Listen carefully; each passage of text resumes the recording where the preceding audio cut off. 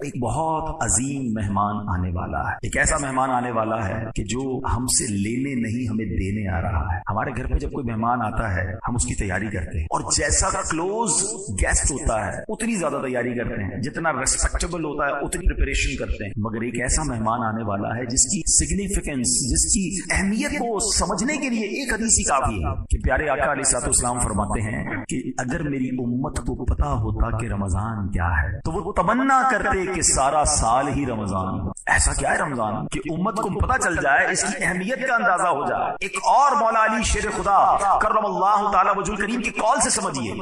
آپ کہتے ہیں کہ اگر اللہ تبارک و تعالی کو اس امت کو عذاب دینا ہوتا تو اس امت کو ماہ رمضان اور سورہ اخلاص عطا نہ فرماتا. اٹ مینس کہ یہ عذاب سے بچانے والی چیزیں ہیں, قرآن اور رمضان.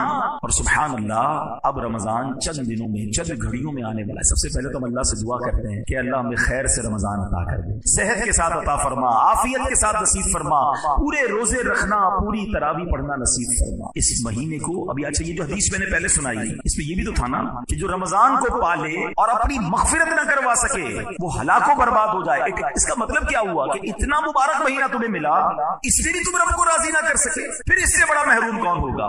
رمضان کی سبحان اللہ گھڑی گھڑی کی جو برکت ہے. دیکھیں کاروباری لوگ بیٹھے ہیں, اس سیزن کے بارے میں بات کرتے ہیں کہ یار کون سا سیزن ہے جس میں زیادہ محنت کرنی ہے, زیادہ کمانا ہے. بہت سارے لوگ ہوتے ہیں جن کا گرمیوں میں سیزن آتا ہے, کولر والے, برف والے, ریفریجریٹر والے, اے سی والے, پنکھے والے, بڑے بڑے جان لگاتے ہیں کہ بھائی یہ سیزن ہے اس میں زیادہ کمانا. سردیاں آتی ہیں تو کمبل والے, ہیٹر والے, گیزر والے, اور بہت ساری آئٹمز ہیں. شادیاں ہوتی ہیں تو کپڑے والے اور اس کے جناب جو ریلیٹڈ لوگ ہوتے ہیں. تو جیسا سیزن آتا ہے ویسا ہم زور لگاتے ہیں اس سیزن والے لوگ یار اس میں زیادہ کمانا ہے. تو صحیح بات یہ ہے کہ نیکیوں کا سیزن آ گیا ہے, رحمتوں کا سیزن آ گیا ہے. ریٹ کیسا بڑھ گیا, ثواب کتنا بڑھ گیا کہ فرمایا نفل کا ثواب فرض کے برابر, فرض کا ثواب 70 ٹائمز بڑھا دیا گیا. یعنی آپ سوچیں کہ ہم کام تھوڑا کریں اور اجر زیادہ عطا کیا جائے گا. اچھا سارا ساتھ میں اور آپ دعا کرتے ہیں یا اللہ بخش دے, معاف کر دے, سن لے ہماری پکار, ہمیں ہماری توبہ قبول کر لے. میں اور آپ ریکویسٹ کرتے ہیں. اور رمضان کی راتوں میں رحمت کی ندا آسمان سے دی جاتی ہے کوئی مانگنے والا کہ اس کی مراد پوری کر دی جائے, ہے کوئی سوالی کہ اس کا سوال پورا کر دیا جائے, ہے کوئی مغفرت مانگنے والا کہ اس کی مغفرت کر دی جائے. یعنی ادھر سے ندائیں ہیں کہ مانگ لو, مانگنے کا مزہ آج کی رات ہے. یہ پورا مہینہ رحمت. پھر روزانہ افطار کے وقت, ڈیلی افطار کے دن, یعنی افطار کا جو ٹائم آتا ہے 10 لاکھ گناہگار جہنم سے آزاد کیے جاتے ہیں. 1 ملین سنرز, 10 لاکھ گناہگار. اچھا پھر رمضان میں جمعے کا دن جب آتا ہے ہر گھڑی, ایوری مومنٹ 10 لاکھ گناہگار جہنم سے آزاد کیے جاتے ہیں. اور پھر اس رمضان کی جو آخری رات آتی ہے, احادیث کا مضمون ہے پورے مہینے میں جتنے بخشے گئے سارے کے سارے اس تعداد کے مطابق اتنے اور اس رات بخش دیے جاتے ہیں. جب لیلۃ الجائزہ چاند رات آتی, عید الفطر کی رات, اللہ تعالیٰ فرشتوں سے فرماتا ہے میرے فرشتوں اس مزدور کے بارے میں کیا کہتے ہو جس نے مزدوری پوری کی. فرشتے عرض کرتے ہیں مولا اسے پورا اس کی مزدوری ملنی چاہیے. اللہ فرماتا ہے میرے فرشتوں گواہ ہو جاؤ میں نے سب کی مغفرت فرما. مزدوری کر لو, بڑی مزدوری ملنی ہے, بڑی رحمت ملنی ہے, بڑی کمائی ملنی ہے. سارے سال کے گناہ معاف ہو سکتے ہیں اگر ایک مہینہ ہم اللہ کی رحمت لوٹنے کے لیے تیار ہو جائیں. فرسٹ آف آل ہمیں پریپیئر ہونا پڑے گا, اس مہمان کے لیے تیاری کرنی پڑے گی. مگر آج دیکھیں تو تیاری ہو رہی ہے, ہاں بالکل تیاری ہو رہی ہے. کچھ کاروباری لوگ تیاری کر رہے ہیں کہ پیسے کتنے کمانے ہیں, رمضان میں کون سے آئٹم ہے جو زیادہ بڑھ جائے گا, ذرا اسٹاک کر لو تو زیادہ پیسے کما لیں گے, رات میں یہ کام کریں گے, دن میں یہ کام کریں گے. بڑی تیاریاں ہو رہی ہیں. اچھا فیملیز میں کیا تیاریاں ہو رہی ہیں, افطار میں کیا پکانا ہے, سحری میں کیا بنانا ہے, یہ آئٹم شارٹ تو نہیں ہے گھر میں یہ بھی منگوا لو, شربت کون سا بنے گا, کھانے پینے کی تیاریاں ہو رہی ہیں. اچھا رمضان کے صدقے میں عید الفطر ملے گا, ٹھیک ہے نا, عید کا دن ملے گا. مگر رمضان میں کیا تیاری ہو رہی ہے کہ عید کیسے گزارنی ہے. 8-10 روزے کے بعد بازار آباد, اور اب جناب وہ راتیں جو عبادت کے لیے آئی تھی وہ مارکیٹ میں اس لیے جا رہے ہیں کہ عید کو پہننا کیا ہے. مگر اس پوری پریپریشن میں عبادت کی تیاری کہاں ہے, دعاؤں کی تیاری کہاں ہے, سجدوں کی تیاری کہاں ہے, اللہ کی رحمت لوٹنے کی تیاری کہاں ہے کہ مجھے کسی صورت مغفرت لینی ہے, رہ نہ جاؤں, سب بخشے جائیں اور میں نہ مارا جاؤں. اس کی پریپریشن کہاں ہے, اس کی تیاری کہاں ہے. ہم سب بہت کچھ سوچتے ہیں لیکن کیا بیٹھ کر کبھی گھر والوں کے ساتھ یہ مشورہ کیا کہ کون کب کہاں کیا پڑھے گا, قرآن پڑھنے کا ٹائم کون سا ہوگا, نمازیں کہاں پڑھنی ہے, تراویح, اور اس کے بعد جناب اور عبادتوں کا کیا معاملہ ہوگا. نہیں میرے پیچھے سے اس سے بہت زیادہ دوری ہے. انفارچونیٹلی رمضان کو ہم نے ایسا لگتا ہے کہ فوڈ فیسٹیول بنا دیا. یعنی جیسے ہی بھی رمضان آئے گا تو ریسٹورنٹ والے لگا دیں گے کہ آل یو کین ایٹ, افطار میں اتنی آئٹمیں ہیں, سحری میں اتنی آئٹمیں ہیں, آپس میں باتیں بھی ہو रही होती हैं कि आज का इफ्तार करना है, अच्छा सहरी में किधर चलना है, रात को किधर खाने चलना है, बस। अल्लाह अकबर, ये क्यों कहते हैं कि आज कहां बैठकर कुरान पढ़ना है, आज तफसीर कहां सुननी है, आज दुआ किधर करनी है, आज रात मस्जिद में कहां गुजारना है, अरे आज रहमत किधर से लूटनी है, नोबडी टॉक अबाउट इट। इसलिए रमजान आया है। अगर किसी बैरून मुल्क से कोई गैर मुस्लिम आ जाए और वो हमारे शहर का, हमारे वतन का रमजान में राउंड करे और उससे पूछे बताओ क्या महसूस किया, शायद वो आकर कहेगा लगता है मुसलमानों का कोई फूड फेस्टिवल आया हुआ, ज्यादा से ज्यादा नए नए खाने वाला महीना आया हुआ है। शायद वो ये ना कह पाए कि सजदों का महीना आया है, दुआओं का महीना आया है, सप्लिकेशंस का महीना आया। हम सोचिए हम रमजान को क्या कर रहे हैं। देखें जितना जल्दी लोग दुनिया से जा रहे हैं ना, बीमारियां हैं, परेशानियां हैं, और उसके बावजूद we are not ready to prepare for here after. हम आखिरत की तैयारी के लिए तैयार ही नहीं हो रहे, सोच भी नहीं रहे कि मेरे साथ भी हो सकता है। ये आस पास से जो जनाजे उठ रहे हैं, कब सोचेंगे कि मेरी बारी भी आने वाली। लोग कहेंगे यार हमारे साथ ही था, पता भी नहीं चला गया दुनिया से, बस 2-4 दिन याद करेंगे, फिर कोई याद नहीं करेगा। मैं हूंगा और मेरे अमाल होंगे और मैं अकेला कब्र में हूं। खुदा की कसम हमारी लॉटरी लगने वाली है। अगर जीते जी फिर रमजान मिल जाए ना, ये चंद दिन, मैं तो बहुत दुआएं कर रहा हूं, अल्लाह जिंदा रखियो रमजान, आफियत से रमजान देना, खैर से रमजान गुजारना नसीब फरमाना, क्योंकि कोई भरोसा नहीं जिंदगी का। अगर ये रमजान मिल जाए ना, यकीन करो ये अल्लाह का एहसान होगा। और अब इस रमजान को जिंदगी का आखिरी रमजान समझ के बस किसी सूरत मैंने अल्लाह को राजी कर लेना है, क्योंकि अल्लाह करीम की रहमत चाहती है कि मैं और आप बख्शे जाए। एक सजदे पर, रमजान में एक सजदे पर 1500 नेकियां अता की जाती हैं, हदीस का मफहूम है, और उसको जन्नत में सुर्ख याकूत का घर अता फरमाया जाएगा। हर सजदे पर, हर सजदे पर ऐसा दरख्त जन्नत में उसके लिए लगाया जाएगा कि जनाब जिधर 500 साल तक घुड़सवार घोड़ा दौड़ाता रहे उसके साए में दौड़ता रहेगा। अरे एक सजदे का इतना सवाब। उसमें भी लोग तरावी नहीं पढ़ते, 3 रोजा पढ़ ली बाकी फारिग, 5 रोजा तरावी पढ़ ली बाकी फारिग। अरे अल्लाह के बंदो तरावी तो पढ़नी, नवाफिल भी पढ़ लो ना, हर सजदे पर सवाब है ना। ये महीना तो इसलिए आया है, हमें तो करना क्या चाहिए, काश हम ये प्लान करें कि रमजान में तरावी भी पूरी पढ़ूंगा बल्कि नवाफिल भी पूरे पढ़ूंगा। हमने तो प्लान ही कुछ और किया हुआ अपनी जिंदगी में। असर कितनी 4 रकातें, ज़ोहर कितनी 4-2-2, अच्छा मगरिब कितनी 3 और 2, इशा कितनी 4-2-3। अव्वल तो पढ़नी नहीं है, पढ़नी है तो शॉर्टकट वाली पढ़नी है। अरे अल्लाह के बंदो क्यों ये नेकियां छोड़ते हो। और अब एटलीस्ट रमजान में तो ये प्लान कर लेना यार, रमजान में पूरी नमाज पढ़ूंगा, तरावी भी पढ़ूंगा, अवाबीन भी पढ़ूंगा, तहज्जुद भी अदा करूंगा। पूरा साल गुनाह किए हैं, पूरे साल खताए हैं, या अल्लाह ये महीना ऐसा दे दे कि तुझे राजी करने में कामयाब हो। ये महीना कितना अहम है आपको मालूम है। नुज़ूल कुरान के बारे में तो आप जानते हैं, लेकिन इस महीने की एक और शान शायद बहुत सारों को नहीं पता कि अल्लाह करीम ने जो 4 बड़ी आसमानी किताबें नाजिल की है ना, तौरात, इंजील, ज़बूर और कुरान, ये चारों की चारे रमजान में नाजिल फरमाई है, यानी रमजान ही को चुना गया। सुभान अल्लाह। आइए आपकी मालूमात में इजाफा करूं कि मुस्नद इमाम अहमद की रिवायत में कि अल्लाह के आखिरी नबी सल्लल्लाहु अलैहि वसल्लम ने फरमाया हजरत इब्राहीम के सहीफे रमजान की पहली रात में नाजिल हुए, तौरात शरीफ रमजान मुबारक की 7वीं रात में नाजिल हुई, इंजील मुकद्दस रमजान की 14वीं रात नाजिल हुई, और ज़बूर शरीफ रमजान की 6 तारीख को नाजिल हुई। और सुभान अल्लाह, कुरान के बारे में रब फरमाता है शहरु रमजान अल्लज़ी उन्ज़िला फ़ीहिल कुरान, रमजान का महीना जिसमें कुरान नाजिल किया गया। सुभान अल्लाह। जरा सोचिए इस महीने की अहमियत क्या है, और हमें इस महीने में कितनी बड़ी नेमतें अता की गई हैं, कितनी मेहरबानियां की गई हैं। पहला अशरा अशरा रहमत, दूसरा अशरा अशरा मग़फ़िरत, तीसरा अशरा जहन्नम से आजादी का अशरा। अच्छा, इसमें भी एक रात, ये शबे कदर जो अता हुई ना, इसके पीछे बड़ी बड़ी जबरदस्त उलमा ने सूरह कदर के शान नुज़ूल लिखे। ठीक है, सूरह कदर पढ़ते हैं ना, बिस्मिल्लाहिर रहमानिर रहीम, इन्ना अंज़लनाहु फी लैलतिल क़द्र वमा अदराका मा लैलतुल क़द्र लैलतुल क़द्रि खैरुम मिन अल्फि शहर। ये जो 3 आयतें हैं ना, इसको समझिएगा जरा। ये कुरान का बहुत खूबसूरत उस्लूब है, ये द वे ऑफ कुरान है कि जब कुरान को किसी बात पर इम्फसाइज करना होता है, किसी बात की ताकीद करनी होती है, तो कुरान खुद क्वेश्चन हमसे पूछता है, इन्ना अंज़लनाहु फी लैलतिल क़द्र, हमने नाजिल किया इसे लैलतुल क़द्र में। फिर आगे फरमाया वमा अदराका मा लैलतुल क़द्र, तुमने क्या जाना लैलतुल क़द्र क्या। ये क्वेश्चन करने का मतलब ये है कि अट्रैक्शन ली जाए, लोग समझे कि बड़ी अहम बात होने जा रही है। Be prepare for that words, जिस तरह कुरान ने सूरह कारिआ में फरमाया अल कारिअतु मल कारिआ वमा अदराका मल कारिआ, तुमने क्या जाना कारिआ क्या है, और उसके बाद कुरान उसे डिफाइन करता है। बिल्कुल इसी तरह कुरान यहां कह रहा है कि तुमने क्या जाना लैलतुल क़द्र क्या है। फिर फरमाया लैलतुल क़द्रि खैरुम मिन अल्फि शहर, ये वो रात है जो 1000 महीनों से बेहतर है। There is a question, why 1000 months, ये 1000 مہینوں کی کیلکولیشن کیا ہے؟ 100 سال ہوتے, 50 سال ہوتے, 200 سال ہوتے, یہ 1000 مہینوں کے پیچھے لاجک کیا؟ اس کے پیچھے علماء نے, مفسرین قرآن نے بہت ساری جس کو کہیں شان نزول بیان کی ہے. نبی پاک علیہ الصلوۃ والسلام نے صحابہ کرام کے سامنے ایک واقعہ بیان, پیارے آقا علیہ الصلوۃ والسلام نے بتایا, جس کا مضمون ہے کہ پچھلے زمانے میں ایک بزرگ ہوتے تھے, ان کا نام تھا شمعون, بنی اسرائیل کا زمانہ تھا, حضرت شمعون. نبی پاک نے فرمایا کہ وہ بڑی اللہ کی عبادت کرتے تھے, دن میں جہاد کرتے, رات کو عبادت کرتے, اور 1000 مہینوں تک انہوں نے ایسے وقت گزارا, روزہ بھی رکھتے تھے, بڑے جاندار تھے, بڑے طاقتور تھے, مگر بڑی صفاکی کے ساتھ, طویل واقعہ میں شارٹ کر کے بتا رہا ہوں, بڑی صفاکی کے ساتھ, بڑے ظلم کے ساتھ آپ کو شہید کر دیا. اب جب صحابہ کرام نے واقعہ سنا تو کیا شاندار مائنڈ سیٹ تھا صحابہ کرام کا.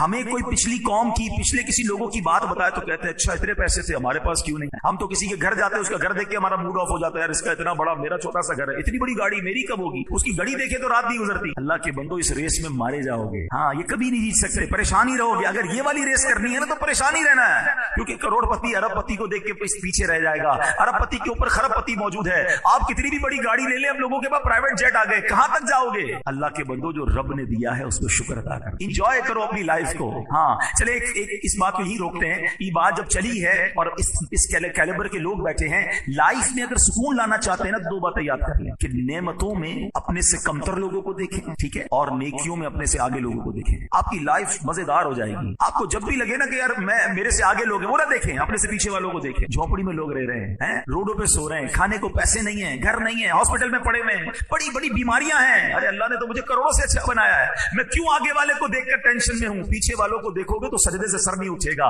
شکر کرتے کرتے زندگی گزر جائے گی اور انجوائے بھی کرو گے اپنی لائف کو. ہاں نیکیوں میں دیکھو, کمپٹیشن کرنا ہے, آئیے نا میں بتاتا ہوں. صحابہ کرتے تھے نا کمپٹیشن, بھول گئے آپ؟ حضرت عمر رضی اللہ عنہ آدھا مال لائے تھے, حضرت ابوبکر صدیق اپنے گھر کا سارا مال لے آئے. کیوں؟ کمپٹیشن تھا, نیکیوں میں آگے بڑھنا ہے. ہمیں اچھی گاڑی والے, پراڈو والے کو دیکھ کر تو خیال آتا ہے کہ میری کرولا کیوں رہ گئی. تمہیں تہجد گزار کو دیکھ کر خیال کیوں نہیں آتا کہ میں تہجد کا پڑھوں, یہ تہجد بھی پڑھتا ہے, یہ روز قرآن پڑھتا ہے, مجھے قرآن پڑھنا ہی نہیں آتا, یہ بزنس بھی کرتا ہے, دین کا کام بھی کرتا ہے, میں کب کروں گا. یہ والی ریس میں آ جائے نا کہ یہ اللہ کے قریب پہنچ رہا ہے, جنت کے محل بنا رہا ہے, دنیا کا بنگلہ بنا رہا ہے, اس کی ٹینشن ہے. ارے ڈیفینس میں 2000 گز کا بنگلہ بنا لیا, میں پیچھے رہ گیا. یہ کیوں نہیں دیکھ رہے کہ جنت میں اس کے کتنے محل بن گئے, میں کنگال رہ گیا. دیکھو نا نیک لوگوں کو, آ جاؤ اس ریس کے اندر, یہ انشاءاللہ تمہیں آگے لے جائے گی. اور ایک اور بات میں آپ کو بتا دوں کہ جو آپ کے پاس ہے نا, اس پر انجوائے کرنا سیکھیں, ورنہ لائف بے مزہ ہو جاتی ہے. میں آپ کو سمجھاتا ہوں اس بات کو. ایک بادشاہ تھا, وہ بڑا پریشان رہتا تھا, بڑے پیسے تھے اس کے پاس, مگر نیند نہیں آتی تھی, ٹینشن بہت تھی. اپنے وزیر کو بلایا کہ یار بتاؤ تو صحیح کہ یہ اتنے پیسے, اتنا مال, اتنا سلطنت, نیند ہی نہیں آتی, عجیب سی کیفیت رہتی ہے. اور میں اپنے غلاموں کو دیکھتا ہوں, یہ بڑے مزے میں مستی مذاق کر رہے ہوتے ہیں, رات کو سکون کی نیند سو جاتے ہیں, زمین پہ ہی سو جاتے ہیں, مجھے نرم بستر پر نیند نہیں آتی. میرے اور ان میں فرق کیا ہے؟ یہ اتنا انجوائے کیوں کر رہے ہیں لائف کو, میں پریشان کیوں. اس نے کہا بادشاہ سلامت, یہ بات آپ کو 99 نمبر کے فارمولے سے سمجھ آئے. یہ کون سا فارمولا, ابھی سمجھا. اس نے ایک غلام کو بلایا, ادھر آؤ بادشاہ سلامت, آپ اس کو 100 اشرفیاں تحفے میں دے دیں. بادشاہ تھا, اس کے لیے 100 اشرفیاں کیا چیز ہے. 100 اشرفیوں کی تھیلی منگوائی, وزیر کے ہاتھ میں دی. اس وزیر نے کیا کیا, چپکے سے اس کے اندر سے ایک اشرفی نکال کے جیب میں, مبارک. اس غلام کی تو لاٹری لگی, زندگی میں ایک اشرفی دیکھی تھی, 100 اشرفیاں. او جناب, گھر گیا, خوشی خوشی سارے گھر والوں کو, بچوں کو جمع کیا, بیوی کو بلایا, مبارک ہو مبارک ہو. کیا ہوا؟ 100 اشرفیاں بادشاہ نے دی ہیں, اپنی تو زندگی بن گئی. سارے بچے خوش, وائف بھی خوش. بچے کہتے ہیں وہ اشرفیاں دکھائے تو سی ہوتی کیسی, ہم نے دیکھی نہیں آج تک. تھیلی کھولی اور اشرفیاں اس نے نکالی. کابو ہم گن لیں, گنو. بچوں نے گننا شروع کی, کتنی نکلی؟ 99. ایک تو رکھ لی تھی نا اس نے. کابو یہ تو 99 ہیں. نہیں بادشاہ نے دی 100 ہوتی ہیں, پوری 100 ہوں گی, گنو, تو میں گننا نہیں آتا. پھر گنی 99. بیوی نے کہا ہٹو میں گنتی ہوں, بچوں کو گننا نہیں آتا. بیوی نے گنی, نکلی 99. شوہر نے کہا تم سب ہٹو, تمہیں گنتی نہیں آتی, میں گنتا ہوں, نکلی 99. اب بیوی کہتی تم ہوئی ایسے, 100 دی ہوں گی تم نے, راستے میں گرا دی ہوگی. بچے کہتے ہیں وہ ایک اشرفی شارٹ کرایا, پتہ ہے ایک اشرفی کتنے کی ہوتی ہے, اس سے تو کتنے کام بن جاتے. نہیں ادھر ہی ہوگی. بستر اٹھایا, ٹیبلیں اٹھائیں, پورا گھر اتھل پاتھل, ساری رات اسی میں گزر گئی کہ وہ ایک کدھر گئی. صبح آیا وہ غلام بادشاہ کے دربار میں, آنکھیں سوجی لال, جو روز سکون سے سوتا تھا. وزیر نے کہا کیا ہوا تمہیں؟ کہا بادشاہ سلامت, بڑا مسئلہ ہو گیا. کیا ہوا؟ آپ نے تو 100 دی ہوں گی لیکن ہوا یہ, گھر گیا تو 99 نکلی تھی. وزیر نے جیب سے ایک نکالی کہ یہ ایک لے جاؤ. وہ تو چلا گیا. اب وزیر نے جو بادشاہ سے بات کی نا, میں آپ سب کو سمجھانا چاہتا ہوں, بادشاہ سلامت آپ کا پرابلم بھی یہی ہے, آپ کے پاس جو ہے نا آپ اس پر خوش نہیں ہیں, جو نہیں ہے اسی کی فکر میں زندگی خراب کر بیٹھے. ہم سب کا یہی حال ہے, خدا کی قسم اتنا ہے ہمارے پاس کہ سارا زندگی سجدہ کرتے گزار دیں اور हम में से बहुत सौ के पास तो इतना हमारे बच्चे भी खाएं तो खत्म नहीं होगा, मगर टेंशन ये कि वो क्यों नहीं है, वो कब मिलेगा। वो एक अशरफी की तलाश में तुम जो 99 मिली हुई है उसको ना एंजॉय कर रहे हो, ना शुक्र अदा कर रहे हो, ना मजे ले रहे हो लाइफ। अरे जो है उस पर खुश रहो। तो बहरहाल मेरे मीठे इस्लामी भाइयों, ये बात नबी पाक ने जब सहाबा को बताई ना कि वो हजरत शमून ने इतनी इबादत की, सहाबा ने क्या खूबसूरत माइंड सेट का, बात यहीं से चली थी ना, वापस आ गया मैं। सहाबा कहते हैं हुजूर इतने सारी इबादतें की उन्होंने 1000 महीनों तक। हुजूर हमारी तो उम्र ही थोड़ी है, हम तो छोटी उम्र वाले, उसमें आराम भी करते हैं, बचपन में गुजर गए कुछ साल। तो ये पिछली कौम वाले तो आगे बढ़ गए नेकियों में। Look at the mind set of सहाबा किराम, उनको फिक्र ही ये थी कि हुजूर वो नेकियों में आगे बढ़ गए। अब जब सहाबा ने ये कहा ना तो नबी पाक अलैहिस्सलाम के भी दिल अक़दस पर रंज हुआ, और मेरे आका के दिल पर रंज हो तो रब को ये कब गवा रहा है। जिब्रील अमीन आ गए, कहते हुजूर घबराइए नहीं, अल्लाह करीम ने आपकी उम्मत को एक ऐसी रात अता कर दी है, सूरह कदर लेकर आए, एक ऐसी रात अदा कर दी है कि जो अगर आपकी उम्मत साल में एक बार उस रात में इबादत कर ले, हजरत शमऊन के 1000 महीनों वाली जो इबादत है उससे ज्यादा जो है आपकी उम्मत आगे बढ़ जाए। So that is the reason of 1000 months. ये पीछे लॉजिक है कि वो वाली 1000 महीने की इबादत जो उन्होंने की। मेरे बीच इस्लामी भाइयों, जैसे जैसे दिन गुजरते जा रहे हैं, जैसे जैसे घड़ी आगे बढ़ती जा रही है, घंटे गुजरते जा रहे हैं, दिल पर एक खुशी तारी होती जा रही है, तबीयत में एक फ्रेशनेस आती जा रही है कि सुभान अल्लाह, चंद ही लम्हों के बाद, चंद ही दिनों के बाद वो महीना आने वाला है जिसका सारा साल इंतजार रहा करता है। आशिकाने रमजान तो सारा साल इंतजार करते हैं ना कि वो महीना आ जाए कि जिसमें अल्लाह की रहमत छमाछम बरसती है। आशिके रमजान मेरे शेख तरीकत अमीर अहले सुन्नत क्या प्यारे अंदाज में माह रमजान को वेलकम करते हुए मरहबा कहते हुए दिखते हैं। मरहबा मरहबा फिर आमदे रमजान है, मरहबा सद मरहबा फिर आमदे रमजान है, खिल उठे मुरझाए दिल ताजा हुआ ईमान है। हम गुनाहगारों पे ये कितना बड़ा एहसान है, जिंदगी में फिर अता तूने किया रमजान है। तुझ पे सदके जाऊं रमजान, तू अजीब शान है कि खुदा ने तुझ में ही नाजिल किया कुरान है। हर घड़ी रहमत भरी है, हर तरफ है बरकतें, माह रमजान रहमतों और बरकतों की कान है। ऐ रोजा रखने वालों झूम जाओ, रोजादारों झूम जाओ, क्योंकि दीदारे खुदा खुल्द में होगा तुम्हें ये वादा-ए रहमान है। रोजादारों को जन्नत में अल्लाह का दीदार करवाया जाएगा। दो जहां की नेमतें मिलती हैं रोजादार को, जो नहीं रखता है रोजा वो बड़ा नादान है। या खुदा तू मदीने में कभी रमजान दिखा, मुद्दतों से दिल में ये अत्तार के अरमान है। मीठे इस्लामी भाइयों, वो महीना आने वाला है जिसकी हर घड़ी रहमत भरी है। जरा गौर कीजिए, सारा साल मुझे और आपको जो तंग करता है, जो वर्गलाता है, जो गुनाहों की तरफ ले जाने की कोशिश करता है, कुरान जिसके बारे में फरमाता है इन्नहू लकुम अदुव्वुम मुबीन, बेशक शैतान तुम्हारा खुला दुश्मन है। वो एनिमी, वो दुश्मन, वो रमजान में कैद कर दिया जाता है। अब हमें वर्गलाने वाला, हमें बहकाने वाला, हमें गुनाहों की तरफ बुलाने वाला नहीं है, मैदान में वो नहीं होता।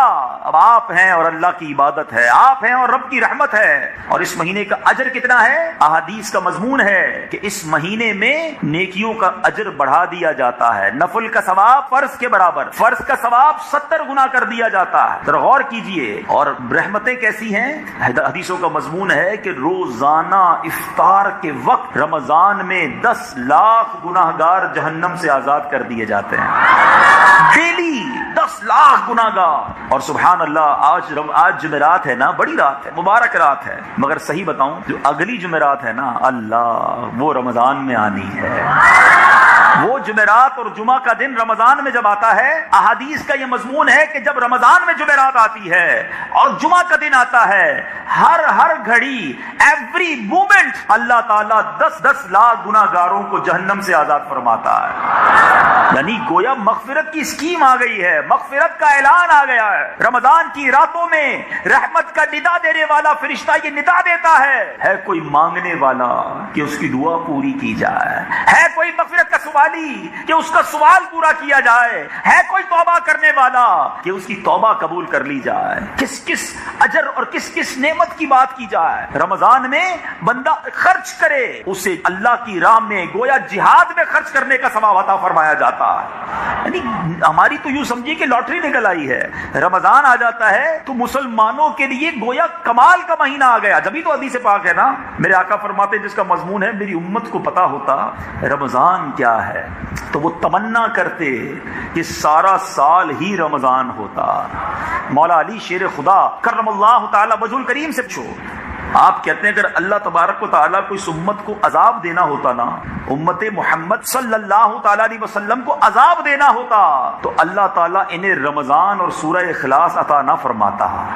اگر رمضان دیا ہے نا، قرآن پاک کی سورہ اخلاص دی ہے تو اس کا مطلب یہ اللہ ان پر رحم کرنا چاہتا ہے، مغفرت کرنا چاہتا ہے، بخشنا چاہتا ہے۔ اب بتائیے میرے میٹھے اسلامی بھائیوں، پھر ہمارا ایٹیٹیوڈ، ہمارا انداز کیا ہونا چاہیے رمضان میں؟ ایک اور حدیث پاک سنو، نبی پاک علیہ الصلوۃ والسلام فرماتے ہیں اب اس مہینے میں دو قسم کے انداز نظر آتے ہیں۔ کچھ لوگ تو بڑے چست، روزے رکھنے میں، تراویح پڑھنے میں، تلاوت کرنے میں اللہ ایسی ہمت دے دیتا ہے۔ ہم نے ایسا بھی دیکھا جو لوگ نارملی سست ہوتے ہیں اللہ انہیں بھی طاقت دے دیتا ہے اور وہ سارے روزے رکھ رہے ہوتے ہیں، ہمت میں آ جاتے ہیں۔ کچھ لوگ وہ ہیں جو سارا سال دندناتے پھرتے ہیں، رمضان میں کہتے ہیں نہیں جناب روزے نہیں رکھے جا رہے، تراویح نہیں پڑھی جا رہی، بستر سے کھڑے ہی نہیں ہوتے۔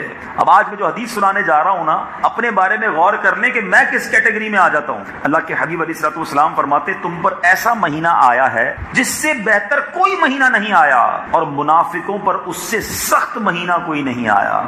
رمضان منافقوں پر سخت ہے، مومنوں کے لیے بہت بڑی نعمت ہے۔ اللہ کے حبیب فرماتے ہیں بے شک اللہ پاک اس کے نوافل اور اس کے ثواب کو شروع ہونے سے پہلے لکھ دیتا ہے، اور کوئی شک نہیں کہ مومن کے اندر اس مہینے میں عبادت کی قوت لوٹائی جاتی ہے اور منافق میں غفلت۔ مومن کے لیے مہینہ غنیمت ہے اور منافق کے لیے بوجھ، منافق کے لیے برڈن ہے۔ اب سوچے میرا وہ بھائی، سوچے وہ اسلامی بھائی، یہ سوشل میڈیا پہ جو مجھے لائیو سن رہے ہیں اپنے بارے میں سوچیں کہ جب رمضان آتا ہے میں اسے سعادت سمجھتا ہوں، غنیمت سمجھتا ہوں، اللہ کا احسان سمجھتا ہوں۔ یا رمضان آئے تو برڈن فیل کرتے ہیں، او ہو رمضان آ گیا ہے، گرمیوں میں آیا ہے، روزے رکھنے پڑیں گے، تراویح پڑھنی پڑے گی۔ اللہ اللہ اللہ، افسوس ہے اس شخص پر کہ جو روزوں کو، تراویحوں کو، صدقات کو، خیرات کو، نیکیوں کو بوجھ سمجھ رہا ہے۔ پوچھو ان سے جو ہاسپٹل میں پڑے ہیں، کئی ایسے مریض ہیں جو رو رہے ہیں کہ کاش صحت ہوتی تو ہم بھی رمضان میں روزے رکھتے، پیر سلامت ہوتے تو ہم بھی تراویح پڑھتے۔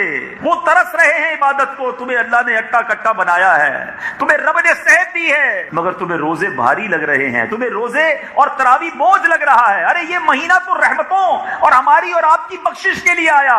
بد نصیب ہے وہ شخص جو اس مہینے میں بخشش کی طرف گویا دوڑ لگانے کی بجائے سستی اور غفلت کی طرف چلا جاتا ہے۔ ہمارے صحابہ سارا سال رمضان کا انتظار کرتے اور جب رمضان آتا تو سارے کام کاج چھوڑ کر مسجد میں بیٹھ جاتے، عبادت کرتے۔ مگر آج تیاری ہم کیا کر رہے ہیں؟ پریپریشن کیا ہو رہی ہے؟ اگر کوئی عام آدمی بازار کا ایک راؤنڈ لگائے اور دیکھنا چاہے کہ رمضان کی تیاری کیسے ہو رہی ہے تو اسے لگے گا کہ اسٹور جتنے ہیں وہ اپنا سامان بھر رہے ہیں، کیونکہ جناب رمضان میں فروٹ بکے گا، رمضان میں بہت ساری بسکٹس بکیں گے، تو سموسے پکوڑے کی آئٹم بکیں گی، تو جناب شربت بکیں گے، تو کیچپ بکے گی، تو اب اس کے لیے انتظام ہو رہے ہیں۔ گھر والوں سے پوچھو تمہاری تیاری کیا ہے، تو بس وہ لسٹ بنا لی ہے کہ افطاری کے سامان میں کیا کیا خریدنا ہے، تو بس ایک دو دن میں جا کے وہ خریدنا ہے۔ ریسٹورینٹ اور ہوٹل والوں کو دیکھیں تو تھوڑے دنوں میں بورڈ لگ گئے ہوں گے یا لگنے والے ہوں گے، افطار اسکیم، تو سحری اسکیم، تو رات کو کھانا اتنے بجے، تو اتنے کا جناب کھانا یوں، تو یہ ڈسکاؤنٹ۔ یعنی میں یہ سمجھتا ہوں کہ اگر ہم تھوڑا سا دورہ کریں یا کوئی نیوٹرل آدمی کوئی باہر سے آ جائے کہ دیکھوں ذرا مسلمان رمضان کی تیاری کیا کر رہے ہیں، تو وہ یہ سمجھ کے جائے گا کہ رمضان جو ہے نا مسلمانوں کا کھانے پینے کا مہینہ ہے۔ کوئی فوڈ فیسٹیول آتا ہے جس میں ان کی پلاننگ ہوتی ہے کہ اچھے اچھے کھانے کھانے ہیں، اچھی اچھی جناب ہوٹلوں میں جانا ہے، فلاں اسٹور سے یہ خریدنا ہے، سحری افطاری میں یہ پکانا ہے۔ یعنی مجھے یہ بتائیں ہمارے گھر والوں یا دکانداروں کی پوری پلاننگ میں قرآن اسکیم کہاں ہے، تلاوت اسکیم کہاں ہے، تراویح اسکیم کدھر ہے، روزے میں دعائیں کدھر مانگنی ہے، یہ کون سوچتا ہے؟ یعنی میں نے اس رمضان کو عبادت میں کیسے گزارنا ہے اس کا پلان کہاں ہے؟ ایک ہی پلان ہے کہ افطاری کیسے کرنی ہے، سحری کیسے کرنی ہے۔ جو نوجوان بیٹھے ہیں انہوں نے شاید پلان کر لیا ہوگا کرکٹ کے ٹورنامنٹ کدھر بنانے ہیں۔ توبہ توبہ توبہ، سوچئے ہم کدھر جا رہے ہیں؟ رمضان ہمیں بخشوانے آ رہا ہے، رمضان رحمتوں کا مہینہ آ رہا ہے، اور ہم رمضان کو کچھ اور سمجھ رہے ہیں۔ کھانے پینے کے لیے زندگی پڑی ہے۔ یعنی ہمارے کئی یار دوست ایسے ہیں کہ رمضان گزرتا ہے تو ان کا وزن بڑھ جاتا ہے۔ کوئی کہے یار روزہ رکھا نہیں کیا؟ نہیں رکھے پورے روزے، تو پھر وزن کیسے بڑھ گیا؟ تو بھائی افطار میں اس لیے زیادہ کھاتا تھا کہ سارا دن بھوکا رہا، سحری میں اس لیے زیادہ کھاتا تھا کہ سارا دن بھوکا رہنا ہے، اور بیچ میں رات کو اس لیے کھاتا تھا کہ پھر موقع نہیں ملے گا، تو دن میں 4 بار کھانا کھاتے ہیں۔ تو رمضان 30 دن روزے رکھنے کے بعد 5 کلو وزن بھی بڑھ گیا۔ تو اس کا مطلب کیا کیا ہم نے رمضان میں؟ عبادت کدھر ہے؟ خدا را سمجھو۔ اگر آج کوئی ایسی اسکیم اناؤنس ہو جائے کہ جناب یہ 1 مہینہ ہے، اس میں جتنا کماؤ گے، جتنی بھی تنخواہ ملے گی اس کو ڈبل کر دیا جائے گا، 5 گنا کر دیا جائے گا، ہم کتنا کام کریں گے؟ کمال ہے یار، جتنا کمائیں گے 5 گنا۔ رمضان میں تو کئی گنا بڑھا دیا گیا اجر، مگر قرآن پڑھنے والے کتنے، قرآن سمجھنے والے کتنے، صحیح معنوں میں روزہ رکھنے والے کتنے۔ اچھا پھر روزے کو بھی بہت سارے لوگوں نے صرف کھانے پینے سے رکنے کا نام روزہ سمجھا ہے۔ سارا دن موبائل پہ بیٹھے ہیں، کیا کر رہے ہو بھائی؟ ٹائم پاس کر رہا ہوں۔ روزہ بہت لمبا ہے نا، تو ٹائم پاس کیا ہو رہا ہے؟ گیم کھیل کر ہو رہا ہے، فلمیں دیکھ کر ہو رہا ہے، ڈرامے دیکھ کر ہو رہا ہے، معاذ اللہ سوشل میڈیا پہ۔ اور کیا ہوتا ہے؟ آپ 2 گھنٹے فیس بک پر گزاریں گے، ان 2 گھنٹوں میں کیا دیکھا آپ نے؟ ارے یاد رکھو میٹھے اسلامی بھائیوں، آنکھ کا بھی روزہ ہے۔ آنکھیں حرام دیکھ رہی ہیں اور پیٹ بھوکا ہے۔ حدیث پاک کا مضمون ہے، جو بھوکا رہ کر گناہوں سے نہیں بچتا، اللہ کو اس کے بھوکے پیاسے رہنے کی کوئی حاجت نہیں ہے۔ ہم کہیں جناب میں روزہ دار ہوں، یہ کیسا روزہ دار ہے جس کی زبان جھوٹ بولتی ہے؟ روزے میں لوگ گالیاں نکال رہے ہوتے ہیں، اور پہلے 4-5 دن تو ہر آدمی روڈ پہ لڑ رہا ہوتا ہے۔ روزہ پہلی پورے سال میں دوبارہ رکھنے کا موقع ملا نہیں، اب روزہ رکھا، اس سے کسی کا سگریٹ چھوٹ گیا، کسی کا پان چھوٹ گیا، اب ہر آدمی پہ غصہ آ رہا ہے اس کو۔ رکشے والے، بس والے، مزدور پہ اور روڈ پہ لوگ ایک دوسرے سے لڑ رہے ہوتے ہیں۔ روزے میں لڑائی یہ کیا ہے؟ نہیں میرے میٹھے اسلامی بھائیوں، آپ کے پورے بدن کا روزہ ہے، لڑائی جھگڑے کی اجازت تھوڑی مل جائے گی روزے میں، پھر گالیاں نکلتی ہیں، ہاتھ پاتا پائی ہوتی ہے۔ استغفر اللہ، یہ روزے کی روحانیت کہاں سے ملے گی؟ نبی پاک کا یہ فرمان یاد رکھو کہ روزہ رمضان مومن کے لیے غنیمت ہے اور منافق کے لیے بوجھ ہے۔ جس کو یہ فیل ہوتا ہے، جس کو یہ احساس ہوتا ہے کہ رمضان آتا ہے تو مجھ پر بوجھ پڑ جاتا ہے، وہ اللہ سے معافی مانگے، اللہ سے عرض کرے کہ مولا مجھے محبت رمضان عطا کر دے۔ سیکھو امیر اہل سنت سے، سارا سال روتے یا اللہ مجھے رمضان عطا کر دینا، سارا سال غم رمضان ہے ان کے دل میں، اور پوچھو امیر اہل سنت کے دل میں اب کیسی خوشی ہوگی۔ ایک دن گزارنا گویا ان کے لیے بھاری ہوگا کہ جلدی رمضان آ جائے، بس میں رمضان میں داخل ہو جاؤں۔ کیوں؟ کیونکہ اگر کسی کا رمضان میں انتقال ہوا، بغیر حساب کے اسے جنت میں داخل کر دیا جائے۔ اس میں جینا بھی نعمت ہے، اس میں مرنا بھی نعمت ہے۔ ایک سانس، روزہ دار کی ہر سانس پر اسے نیکی ملتی ہے۔ اس مہینے کی جو پہلی رات ہے نا، اللہ تعالیٰ میں جلدی ماہ رمضان صحت اور عافیت کے ساتھ نصیب فرمائے۔ پہلی رات، سبحان اللہ، اور رمضان پورے کی تو بات ہی کچھ اور ہے۔ حدیث پاک کا مضمون ہے جب پہلی رات آتی ہے رمضان، اللہ تعالیٰ اپنے بندوں پر رحمت کی نگاہ فرماتا ہے، اور جب اللہ رحمت کی جس پر نگاہ فرمائے گا اس کو کبھی بھی عذاب نہیں دے گا۔ رمضان کی پہلی رات اور آخری رات یہ دونوں بڑی کروشل ہیں۔ چاند رات رمضان کی، اور چاند رات جس کو ہم عید کی کہتے ہیں۔ پہلی رات خاص نگاہ رحمت کی رات، اور آخری رات اس کو علماء کہتے ہیں لیلۃ الجائزہ ہے، انعام کی رات ہے، مزدوری ملنے کی رات ہے۔ اب پتہ نہیں میں رمضان میں تو دوبارہ نہیں آ سکوں گا، تو حیدرآباد والوں آج آپ کو چاند رات، عید کی چاند رات کا بھی ایک پیغام دے دوں، سنیے گا۔ اللہ تبارک و تعالیٰ نے پورے مہینے میں کروڑوں بخشے نا، ہر روز 10 لاکھ، افطار کے وقت جمعرات اور جمعے کو ہر لمحے 10 لاکھ۔ اگر کیلکولیٹ کریں تو رمضان میں اگر اسی حساب سے بخشش ہوئی تو کروڑوں بخشے گئے۔ پھر رب کریم آخری رات فرشتوں سے پوچھتا ہے، اے فرشتوں ان لوگوں کے بارے میں کیا کہتے ہو جنہوں نے مزدوری کی؟ فرشتے عرض کرتے ہیں مولا ان کو تو مزدوری پوری ملنی چاہیے۔ اللہ فرماتا گواہ ہو جاؤ میں نے ان سب کی مغفرت فرما دی ہے۔ بخشش کی رات ہے، مزدوری ملنے کی رات ہے۔ مگر سچ بتاؤ میرے بھائیوں، میرے میٹھے اسلامی بھائیوں، ہم چاند رات کو اکثریت مسلمانوں کی کیا کرتی ہے؟ عجیب ماجرا ہے، مجھے تو یہ سمجھ نہیں آتا کہ ہم کہتے نہیں ہیں مگر ہمارا ایٹیٹیوڈ، ہمارا انداز پیغام کیا دیتا ہے۔ مثال دیتا ہوں، مغرب کی نماز پڑھی ہم نے 29ویں روزے کی یا 30ویں روزے کی، اللہ سے دعا کرتے ہیں اللہ ہمیں پورا مہینہ عطا فرمائے، پورے 30 روزے عطا فرمائے۔ لیکن اگر ہم نے 30ویں روزے کی مغرب پڑھی، ٹھیک ہے، اور مغرب کے بعد اعلان ہو گیا 29ویں روزے کی، 30ویں کو تو کنفرم ہی ہوتا ہے، 29ویں کو یا 30ویں کو پتہ چل گیا کہ بھائی رمضان ختم ہو گیا ہے، جتنے نمازی مغرب میں ہوتے ہیں کیا اتنے عشاء میں ہوتے ہیں؟ مجھے یہ سمجھ نہیں آتا کہ ابھی چاند دکھا ہے، مسجد گویا صدا لگاتی ہوگی کہ رمضان تو چلا گیا، یہ مسلمان کدھر چلے گئے؟ کیا میں اور آپ صرف رمضان میں مسلمان ہیں؟ کیا میں اور آپ صرف رمضان کے نمازی ہیں؟ ذرا سوچو نا، کیا اللہ نے صرف رمضان میں نماز فرض کی ہے؟ ہم کہتے نہیں ہیں، مگر ایٹیٹیوڈ، انداز کیا بتا رہا ہے کہ اے شیطان 30 دن تو بند رہا، اب تو چھوٹا ہے، ہم تیرے استقبال کے لیے حاضر ہیں۔ استغفر اللہ۔ ہم یعنی بتائیے نا اس کا مطلب کیا ہے؟ اس رات، صرف اسی رات، عید کے دن جو گناہ ہوتے ہیں وہ اپنی جگہ، مگر جو چاند رات، لیلۃ الجائزہ، انعام ملنے کی رات ہے، اس رات کو کتنے گناہ ہوتے ہیں۔ سنیما گھر کی ٹکٹیں بک ہو رہی ہیں، ڈراموں کی ٹکٹیں بک ہو رہی ہیں، بازار میں پیر رکھنے کو جگہ نہیں ہے، بڑی بڑی آواز میں میوزک بج رہا ہے، مرد عورت لڑکے لڑکیاں بازاروں میں گھوم پھر رہے ہیں، طوفان بدتمیزی ہے۔ ارے نہیں، کیا ہو گیا؟ مسلمانوں کو خوشی منانا ٹھیک ہے، مگر یہ کیسی خوشی ہے جس میں رب کو ناراض کیا جا رہا ہے؟ مثال دیتا ہوں، جس تاریخ کو آپ کو تنخواہ ملنی ہو، جس کو کہے سیٹ کہ بھائی کل آنا، کل تنخواہ لے جانا، اس دن تو بندہ زیادہ سیٹ ٹائم پہ جاتا ہے، طریقے سے بات کرتا ہے، اسی دن جا کر سیٹ صاحب کو ناراض کر دے، ہنگامہ شروع کر دے اپنے آفس میں، تو کوئی کہے بے وقوف آدمی، جس دن تنخواہ ملنی تھی اسی دن جھگڑا کر لیا، اسی دن حرکتیں خراب کی، تو نے عقل نہیں تھی؟ اب ذرا سوچے کہ جس رات اللہ فرماتا ہے انعام ملنے کی رات ہے، مزدوری ملنے کی رات ہے، اس رات کیا ہونا چاہیے تھا؟ آنسو ہوتے، گر گڑانا ہوتا کہ یا اللہ پورا مہینہ تو غفلت میں گزارا، مولا یہ رات اپنے کرم سے میری بخشش کر دے۔ ہمارا افطار کے وقت کیا حال ہونا چاہیے تھا؟ ناظرین غور کیجئے، ہر روز افطار میں 10 لاکھ گناہگار بخشے جائیں گے۔ افطار کے دسترخوان پر افراتفری ہوتی ہے، شربت آیا کہ نہیں، پکوڑے آئے کہ نہیں، چنے آئے کہ نہیں، فلاں آئے، ارے بھائی 10 لاکھ بخشے جانے کا وقت ہے، تم ان میں لگے ہوئے ہو، بعد میں کھا لینا۔ ہونا کیا چاہیے؟ سارے گھر والے ہاتھ اٹھاتے، والد بھی ہاتھ اٹھاتا، والدہ بھی اٹھاتی، بچے بھی اٹھاتے، اور سب کی آنکھوں میں آنسو ہوتے کہ اللہ آج بخشے جانے والوں میں ہم سب گھر والوں کا نام لکھ دے۔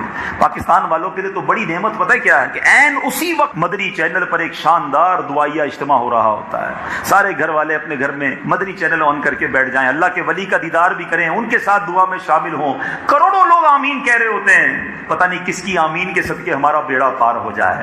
آؤ نیت کرتے ہیں اس بار افطار کا وقت ضائع نہیں کریں گے، انشاءاللہ دعاؤں میں گزاریں گے۔ یہاں آ جائیں، یہاں امید ہے روزانہ افطار کے وقت دعا کا انتظام ہوتا ہوگا، مدنی چینل پر انتظام ہوتا ہے، جب مہینے بھر کا اعتکاف ہوتا ہے، سبحان اللہ، ان لوگوں کے ساتھ جا کر افطار کریں۔ میں تو مشورہ یہ دوں گا، بھائی کھانے ہیں نا آپ کو سموسے پکوڑے، وہ مغرب کے بعد جا کے کھا لینا، مغرب سے پہلے آ کر یہاں سادہ سی افطار کر لو، اور کم از کم دعا تو کر لو۔ یہ وقت ہے مانگنے کا، اس میں مانگ لو اپنے رب سے۔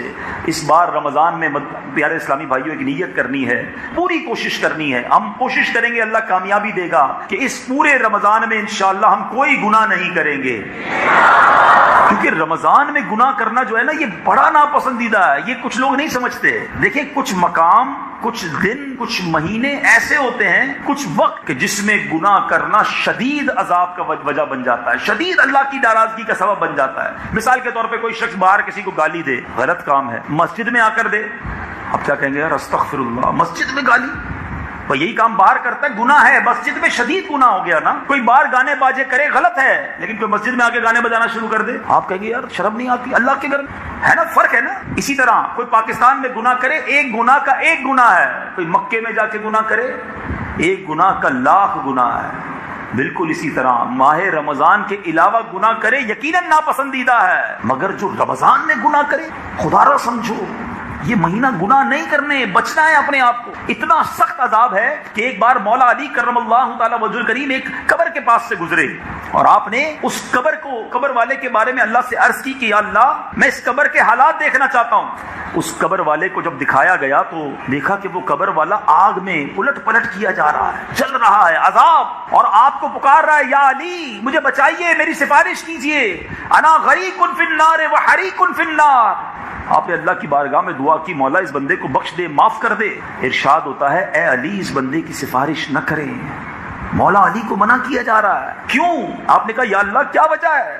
فرمایا اے علی یہ بندہ دن میں تو روزے رکھتا تھا، رات گناہوں سے باز نہیں آتا تھا، روزہ دار تھا مگر گناہ بھی ساتھ کرتا تھا، قبر میں آگ بھڑکا دی گئی۔ اے رمضان میں گناہ کرنے والوں، اے رمضان میں فلمیں ڈرامے دیکھنے والوں، اے رمضان میں حرام کمانے والوں، اے راتوں کو دوستوں کے ساتھ تاش پتے اور حرام گیم کھیل کر اپنی راتوں کو خراب کرنے والوں، کرکٹ میچ کھیل کر لوگوں کی نیند خراب کرنے والوں، حقوق العباد تلف کرنے والوں، خدا را غور کرو۔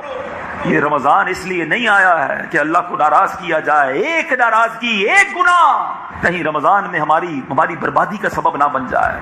بچاؤ اپنے آپ کو، ڈر جاؤ اس مہینے کے بارے میں کہ ایک تو رحمتیں برس رہی ہیں اور اس میں بھی میں گناہ کروں. میرا تو ایک ہی کام ہونا چاہیے کہ بس بخشا جاؤں، معاف کر دیا جاؤں، نکل جاؤں، اچھوں کے صدقے میں بھی بس نکل جاؤں، جنت میں پہنچ جاؤں. یہی فکر ہو، یہی آنسو ہو، یہی دعائیں ہوں کہ اللہ جن کے روزے قبول کیے ان کا واسطہ میرے بھی قبول کر لے، جن کی تراویح قبول کی ان کا واسطہ میرے ٹوٹے پھوٹے سجدے قبول کر لے، جن کے صدقے خیرات زکاتیں تو نے قبول کی، اے اللہ میری اخلاص سے آری زکات، اخلاص کے بغیر دیے ہوئے صدقے چھوٹے موٹے جو میں نے دیے مالک قبول فرما لے. ہمارا کام تو رمضان میں ایک ہی ہونا چاہیے. کیوں؟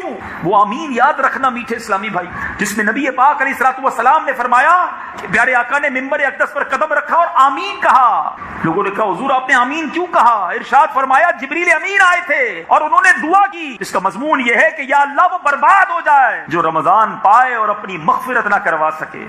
اللہ کے حبیب فرماتے میں نے اس دعا پر آمین کہی ہے.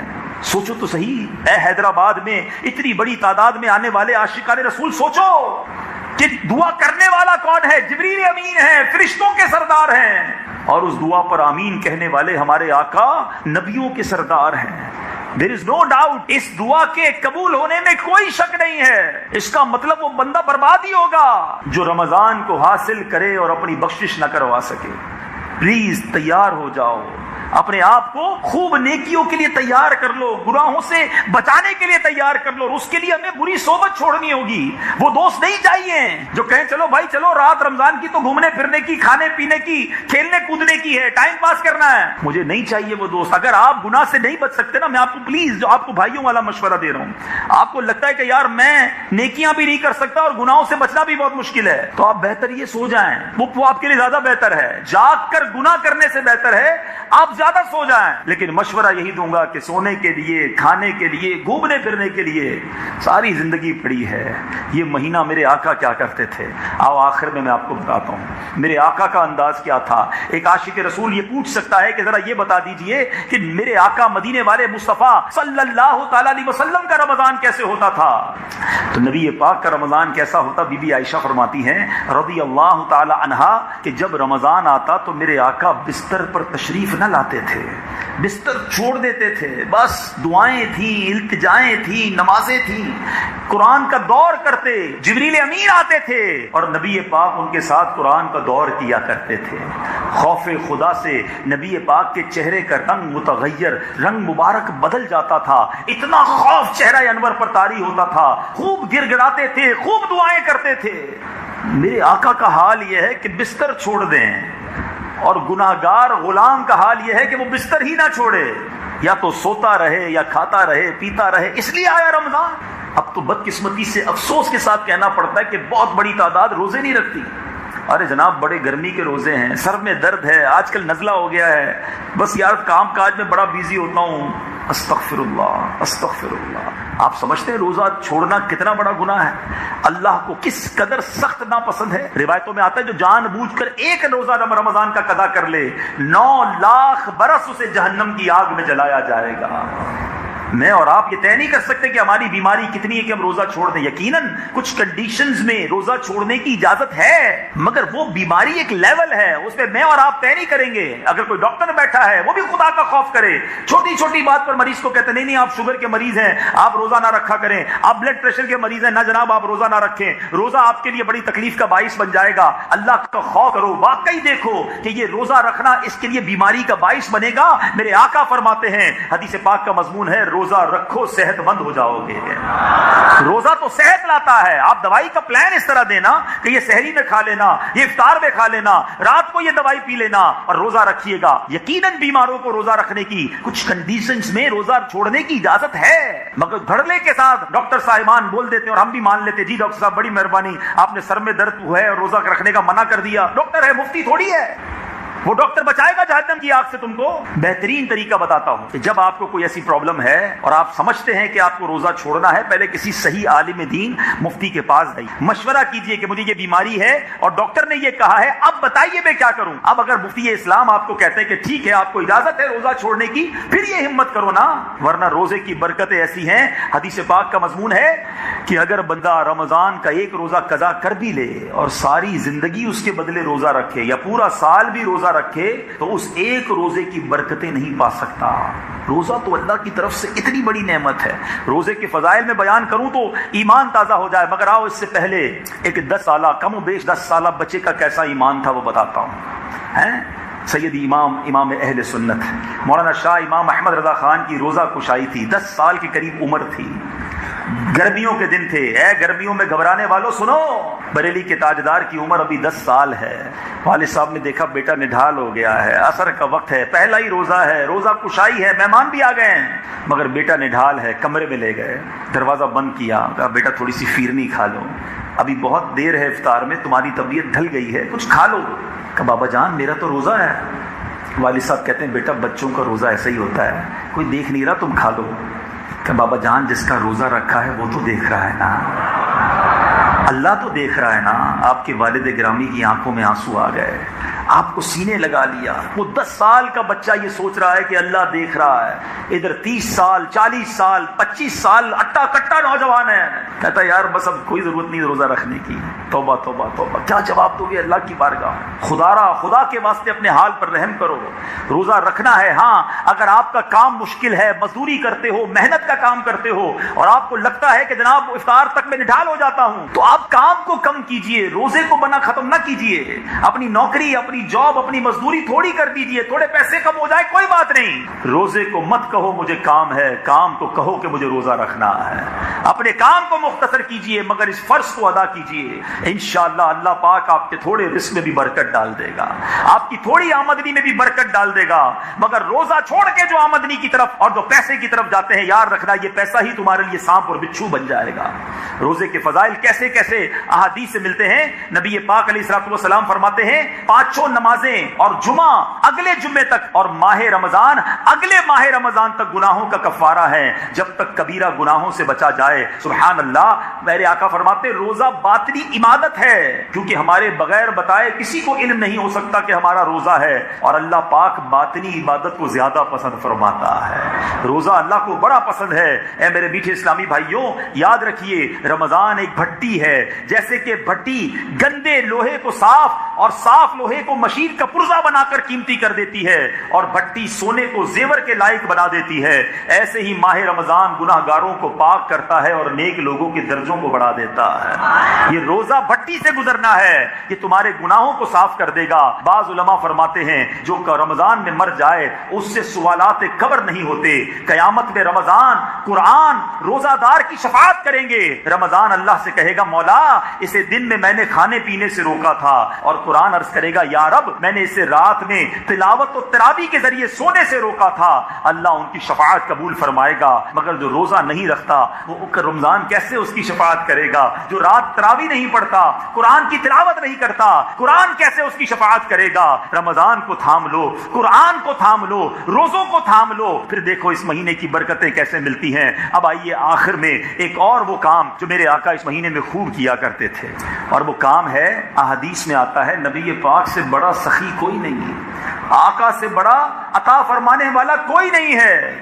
مگر جب رمضان کا مہینہ آتا تو نبی پاک کی سخاوت تیز آندھی سے زیادہ چلنا شروع ہو جاتی تھی.